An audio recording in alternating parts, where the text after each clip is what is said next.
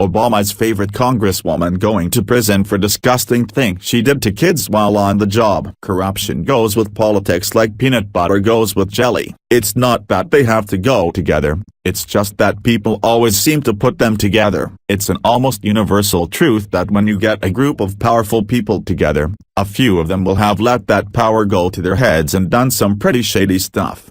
There are some serious gray areas when it comes to congresspeople and the leverage that they can have over their constituents. Sometimes things get blurry and a person finds themselves on the wrong side of an investigation, almost before they know it. But that's not what we're here to talk about today. Today, we're reporting on one of the DNC's shining stars, and one of the first black women to be elected to her position who was caught with her hand at some children's cookie jar.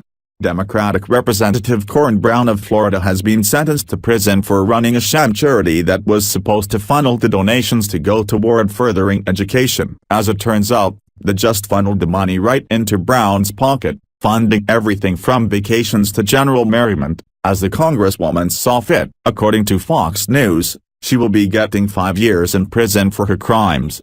Former Florida Democratic Rep. Corrine Brown was sentenced on Monday to 5 years in prison for mail, wire and tax fraud involving a sham charity. A jury convicted Brown of stealing money from a bogus charity, One Door for Education, which purported to give scholarships to poor children but instead filled the coffers of Brown and her associates.